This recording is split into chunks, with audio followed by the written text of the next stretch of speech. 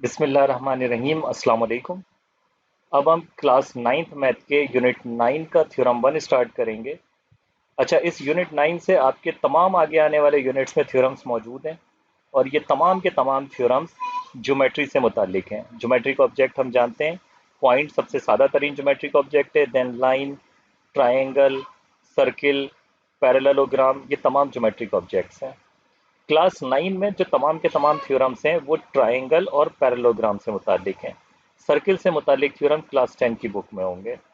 अब यूनिट 9 में किस तरह के थ्योरम्स मौजूद हैं तो उसका नाम पढ़ लेते हैं, उसी से मुतालिक इसमें थ्योरम्स मौजूद हैं तमाम के तमाम। लिखा है यूनिट 9 का नाम कॉन्ग्रुएंट ट्राइंगल्स। कॉन्ग्रुएंट जो वर्ड है ज्योमेट्री में इस्तेमाल होता है बराबर होने के लिए, कि दो चीजें कैसे बराबर है। अब यहाँ पे क्या बराबर है? Congruent triangles. दो ट्राइंगल्स किस तरह बराबर होंगे, दो या दो से ज्यादा ट्राइंगल्स। अगर दो ट्राइंगल बराबर आ जाते हैं तो उस प्रॉपर्टी की बुनियाद पे हम बाकी ट्राइंगल को भी चेक करके कह सकते हैं कि वो भी बराबर हैं। तो कम से कम दो पहले हम चेक कर देते हैं कि किस तरह दो या दो से ज़्यादा ट्राइंगल्स बराबर होंगे।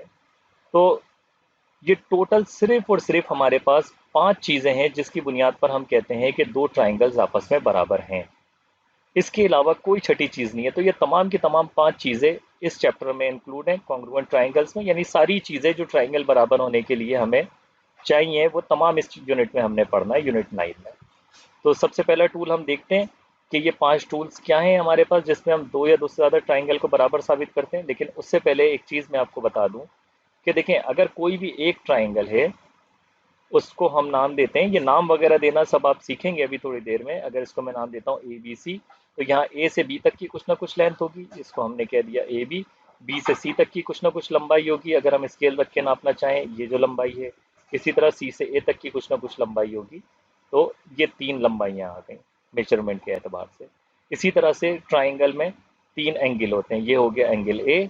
अब ये एंगल वगैरह क्या होता है, किस तरह नाम देना है, ये सब अभी हम सीखेंगे थोड़ी देर में। ये आ गया एंगल बी, ये आ गया एंगल सी। तो किसी भी एक ट्राइंगल में जो मेजरमेंट के एतबार से चीज़ें होती हैं वो टोटल 6 होती हैं, जिनमें तीन साइडें और तीन एंगल होते हैं। तो टोटल 6 चीज़ें होती हैं। अब सवाल ये है कि अगर हम कोई दो ट्राइंगल बराबर साबित करना चाहते हैं तो इन 6 के अलावा कम से कम कितनी चीज़ें हमें पता हों। भाई 6 पता होंगी, अगर 6 की 6 दोनों ट्राइंगल में हमें पता है कि तीनों साइडें दो ट्राइंगल में बराबर हैं और तीनों एंगल दोनों ट्राइंगल में बराबर हैं, तो दोनों ट्राइंगल बराबर हैं। अगर हमारे पास कम मालूमात हो, 6 की मालूमात ना हो, तो कम से कम कितनी मालूमात हो दो ट्राइंगल के अंदर, तो हम कहते हैं कि दो ट्राइंगल्स बराबर हैं। तो कम से कम हमारे पास तीन मालूमात होनी चाहिए। अब वो तीन मालूमात किस तरह से हैं वो यहाँ पे मौजूद हैं, उसको हम देखते हैं। सो यहाँ लिखा है कि साइड एंगल साइड, ठीक है।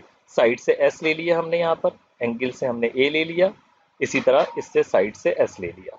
यानी अगर हमें दो साइडों की लंबाइयाँ दो ट्राइंगल्स के अंदर, अगर दो डिफरेंट ट्राइंगल्स हैं हमारे पास, अगर हमें कोई सी भी दो साइडों की लंबाइयाँ, ये लंबाई इसके बराबर है, ये लंबाई इसके बराबर है, और इसी तरह से एक इंक्लूड एंगल।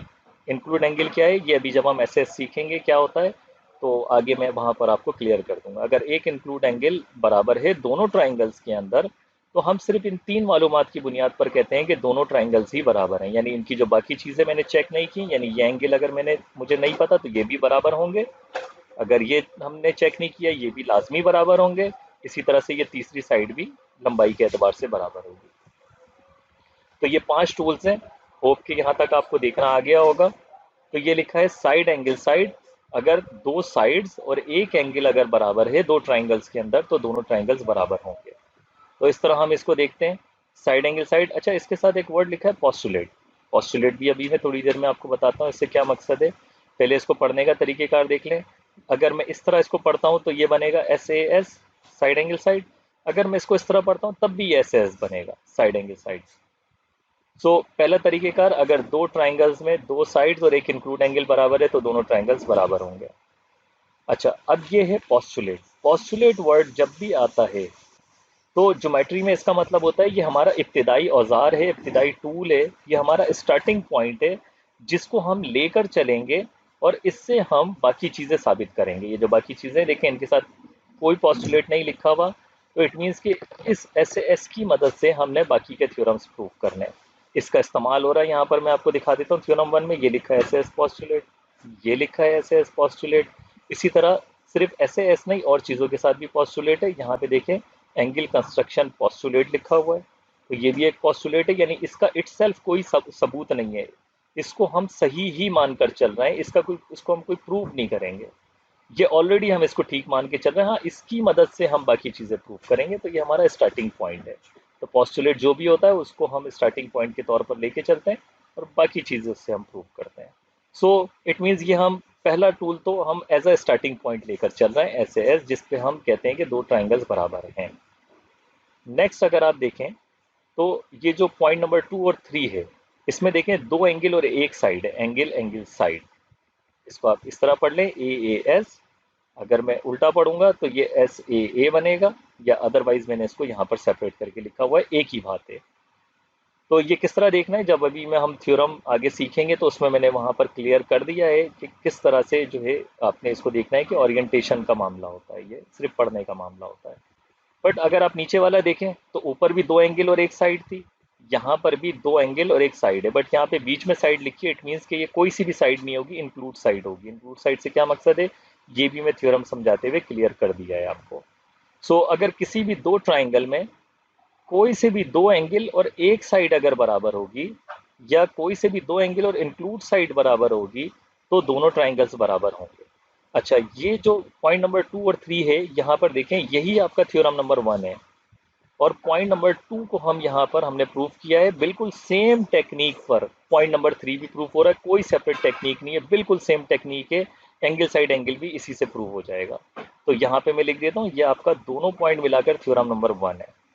फिर इसके अलावा और कौन सा टूल है हमारे पास, अगर किसी भी दो ट्राइंगल में तीन साइडों की लंबाइयां बराबर हैं, तो भी दोनों ट्राइंगल्स बराबर होंगे। इसको हम कहते हैं SSS, या इस तरह पढ़ लें तब भी SSS ही बनेगा। तो तीनों साइडों की लंबाइयां बराबर होंगी, तो उनके तीनों एंगल भी बराबर ही आ जाएंगे, तो भी दोनों ट्राइंगल्स बराबर होंगे। ये आपका थ्योरम नंबर 3 है। इसी तरह एक स्पेशल ट्राइंगल होता है राइट एंगल, उसमें हमें एक एंगल पता ही पता होता है 90 डिग्री, तो वो हम कहते हैं राइट एंगल ट्राइंगल। अगर उसमें हाइपोटेनस जो लॉन्गेस्ट साइड होती है, और इन दोनों में से कोई सी भी एक साइड की लंबाई अगर बराबर है दो ट्राइंगल्स में, दो डिफरेंट ट्राइंगल्स में, तो दोनों ट्राइंगल्स ही बराबर होते हैं, तो इसको हम HS हाइपोटेनस साइड भी कहते हैं, या राइट एंगलेड हाइपोटेनस साइड भी कहते हैं। सो ये हमारा थ्योरम नंबर 4 होगा। अच्छा, बात रह जाती है थ्योरम नंबर 2 की। थ्योरम नंबर 2 जो है, उसमें दो ट्राइंगल्स बराबर साबित नहीं करने हैं हमने, वो आइसोसेलेस ट्राइंगल थ्योरम है, ये जब पढ़ेंगे तो आप सीख लेंगे। उसकी ज़रूरत है असल में थ्योरम नंबर 3 के अंदर और थ्योरम नंबर 4 के अंदर। अगर मैं उसको 1 के बाद, 1 की मदद से ही जबकि प्रूफ करना है हमने थ्योरम नंबर 2, तो इसलिए पहले 1 को प्रूफ किया है, देन 2 को इसलिए हमने प्रूफ किया है ताकि उसको हम थ्योरम 3 और थ्योरम 4 में इस्तेमाल कर सकें। तो इस तरह से आप देखेंगे कि टोटल 4 थ्योरम है इस कॉन्ग्रुएंट ट्राइंगल के यूनिट के अंदर, जिसमें आपने पांचों टूल सीख लेंगे। पहला पॉस्टुलेट हो गया, पॉइंट नंबर 2 और 3 जो है वो आपका थ्योरम नंबर 1 हो जाएगा, ये थ्योरम नंबर 3, ये थ्योरम नंबर 4 हो जाएगा। सो तमाम टूल्स आप सीख लेंगे ट्राइंगल से मुतालिक के, दो या दो से ज़्यादा ट्राइंगल्स किस तरह बराबर होते हैं, तो वो यहाँ पर सब कुछ इंक्लूडेड है। अच्छा, जैसे हमने बात की थी कि हम साइड्स में क्या चीज़ मेजर करते हैं, जो मेजरमेंट पैरामीटर्स हैं हमारे पास वो है लेंथ। लेंथ से आप आम जिंदगी में भी फेमिलियर हैं कि किस तरह से लेंथ का इस्तेमाल होता है। इसके अलावा एंगल, एंगल में टेक्निकली जो है एंगल को किस तरह समझते हैं, उसको मैं आपको अच्छी तरह से समझाऊंगा, और उसको मैं आपको समझाऊंगा एंगल कंस्ट्रक्शन पॉस्टुलेट की मदद से, ताकि आप उसको थ्योरम में भी इस्तेमाल कर सकें, और आपको एंगल बनाने के एतबार से भी चीज़ें पता लग जाएंगी एंगल आखिर होता क्या है। बाकी जो थर्ड चीज़ है एरिया, इससे मुतालिक आपका एक पूरा यूनिट है एरिया से मुतालिक थ्योरम का। तो जब वो यूनिट आएगा तो उसमें मैं आपको एरिया प्रॉपरली क्लियर कर दूंगा। तो मेजरमेंट पैरामीटर्स क्या है हमारे पास, साइड्स की लंबाई मेजर करते हैं और एंगल की मेजरमेंट करते हैं हम, तो वो हम देख लेंगे जब मैं आपको अभी एंगल सिखाऊंगा। सो ये हमारा यूनिट नंबर 9 है। और जो सबसे पहला स्टेप है, अब थ्योरम की तरफ हम आगे बढ़ते हैं। जो सबसे पहला स्टेप होता है किसी भी थ्योरम को समझने के लिए, वो ये होता है कि ये जो चीज़ें लिखी हुई हैं ना, देखें ये हैं क्या आखिर, इनको क्या पढ़ना है मुझे, ये क्या चीज़ें हैं, इनको पढ़ना आना चाहिए।